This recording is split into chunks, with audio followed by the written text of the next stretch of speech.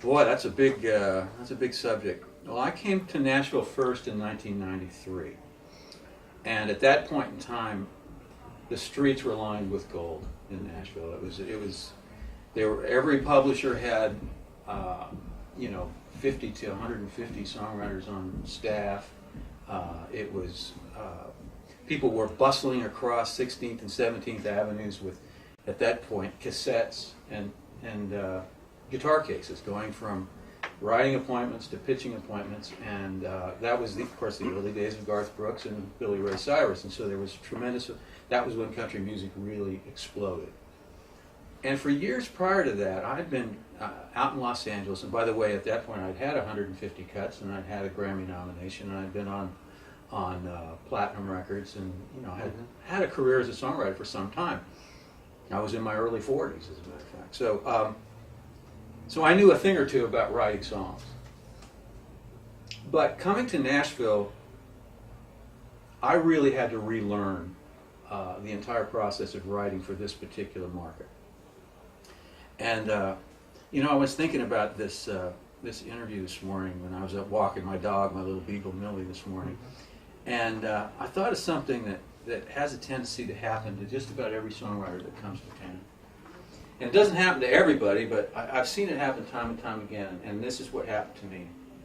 When I first came to Nashville, I wanted to emulate the success of the other writers that were having success in this town. This was an opportunity for me to continue my craft, the craft that I had been carrying on for over 20 years at that point in time, and this was a market that accepted my experience. Instead of out in LA, because I'd been in the business for more than 20 years, I was over the hill in LA, because you really have to be young and fresh and on the cutting edge, and I was an experienced professional at that point. So my experience was valued in Nashville. So the first thing that occurred to me when I got here is, wow, everything that makes me obsolete in Los Angeles makes me valuable in Nashville. So I fell in love with Nashville right away. But I realized right away that I would have to learn a new way of writing songs. Songs in the country market are literal songs. There's no when you mention a river or a train in a song in Nashville, it's a river. It's wet and it goes and it flows. Right. Whereas in a pop song or a rock song, it could be a river of emotion, or it could be a river of that's symbolic of something else. Right.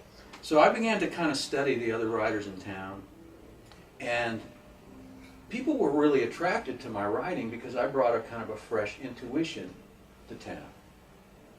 But as I began to emulate other writers, I lost that intuition.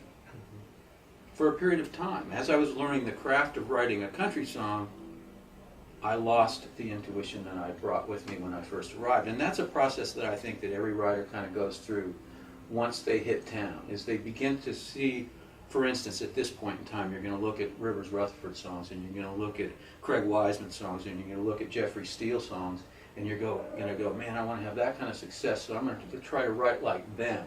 Right.